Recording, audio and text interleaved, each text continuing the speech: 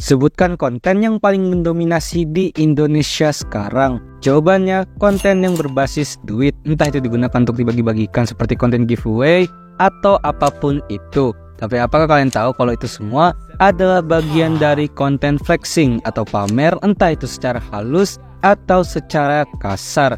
Flexing sendiri cukup menjadi bahan perdebatan oleh orang-orang karena sebenarnya apakah konten flexing itu negatif atau malah positif.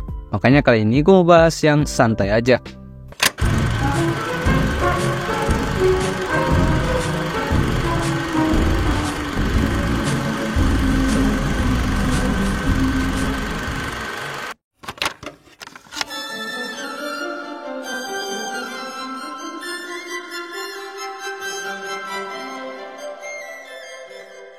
Sebenarnya apa itu flexing? Secara simpel flexing itu ya pamer, tapi secara mendalam flexing sendiri memang merupakan bentuk khusus dari pamer ini yang menekankan prestasi dan gaya hidup seseorang yang digambarkan sangatlah fantastis.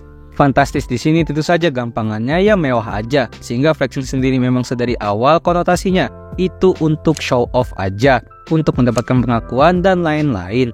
Tapi di era internet yang sekarang ini, flexing yang awalnya mungkin adalah sikap-sikap angkuh dari seseorang, tapi sekarang kini sudah berubah menjadi sebuah konten di sosial media. Dan tujuannya apa?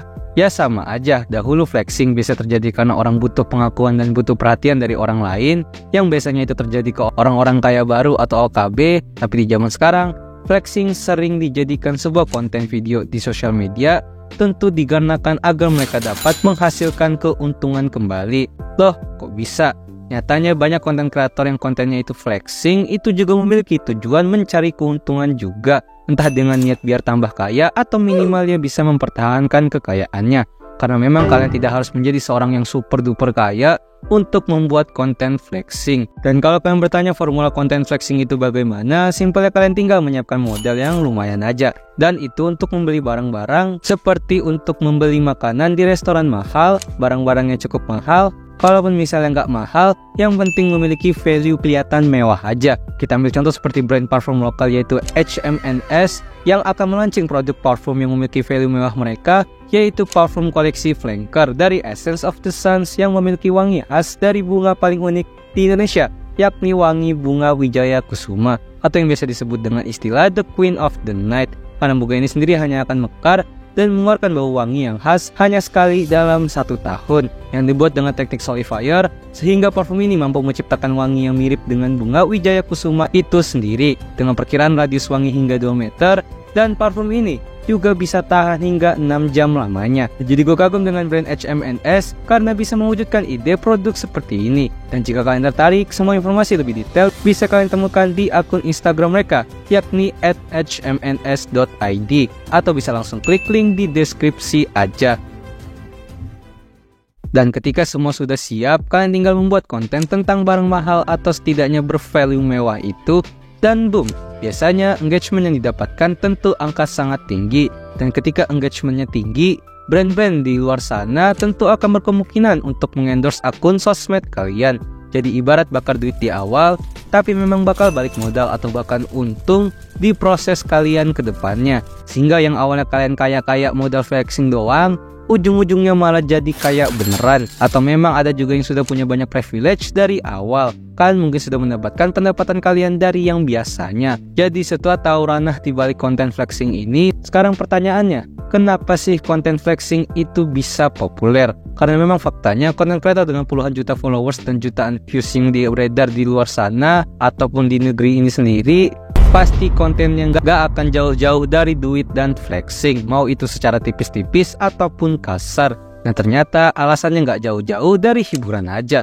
Di POV orang yang biasa saja, secara finansial, justru mereka akan terhibur dengan konten-konten flexing ini karena memang terhibur aja dengan melihat orang yang sedang melakukan review atau apapun itu dengan hal mewah. Di POV orang yang mungkin finansialnya juga tinggi, mereka ya juga terhibur-hibur aja Bahkan terkadang mungkin mereka malah relate, karena basicnya adalah content creator flexing ini biasanya memang melakukan hal-hal yang belum pernah orang normal lakukan. Sehingga ketika orang melihat konten-konten yang isinya itu adalah belum yang pernah mereka lihat, rasakan, atau apapun itu, wajar aja kalau konten-konten flexing yang umumnya pasti nyelenehin duit, yang bagi beberapa dari kita mungkin cukup berharga, tentu malah akan terhibur. Tapi menjadi perdebatan adalah, apakah sebenarnya konten flexing ini memiliki dampak negatif atau positif?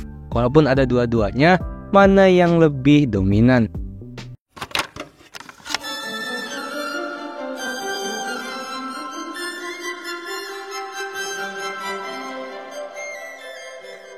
Masuk ke perdebatan orang di mana netizen kerap kali mengkonotasikan konten flexing sebagai hal yang cukup negatif.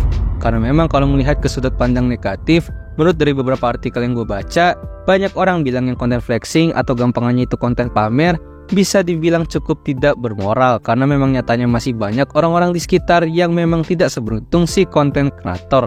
Tapi selain hal itu juga, hal negatifnya adalah memang semua konten-konten ini muncul di era sosial media, di mana di era sosial media sekarang sudah banyak orang-orang yang mudah terpengaruh karena menganggap kalau semua hal yang ada di sosial media itu malah nyata adanya.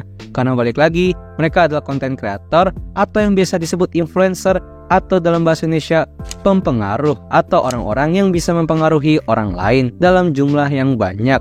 Jika memang terlalu banyak atau memang semua konten kreator sekarang selalu saja membuat konten yang basisnya adalah flexing, konten flexing tentu saja bisa berpotensial mempengaruhi orang-orang yang menonton untuk mengorientasikan hidupnya pada materi semata, atau malah mereka merasa minder dan tanpa banyak mikir berusaha menaikkan standar hidupnya seperti standar hidup si konten kreator yang suka flexing ini. Yang tentu saja itu adalah salah, karena setiap orang pasti punya standar hidupnya masing-masing. Gak perlu kebanyakan melihat standar hidup orang lain yang malah membuat kalian depresi dan ujung-ujungnya minder.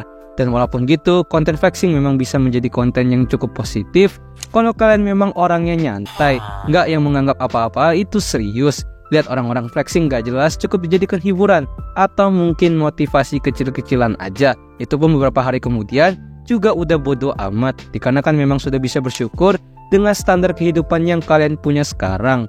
Sehingga konten flexing tentu bisa menjadi konten yang menghibur kalau memang orang-orang menganggap semua itu just for konten aja. Jadi hal yang bisa diambil di sini adalah takaran positif dan negatif sebuah konten itu tergantung pada kalian sebagai audiens. Jadi apakah menurut kalian konten flexing ini berdampak baik atau malah buruk? Silahkan tambahin dan koreksi di kolom komen. Terima kasih telah menonton video ini. Gimana? Apa kalian sudah sering lihat konten flexing atau konten-konten yang basisnya itu duit semua di sosial media? Dan apakah kalian biasa aja atau malah muak? Silahkan komen aja. Pada intinya tergantung dari perspektif kalian, konten-konten abnormal seperti flexing ini tentu bisa berdampak baik ataupun buruk.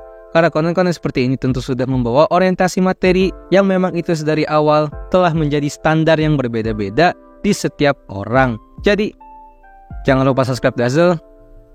Dah.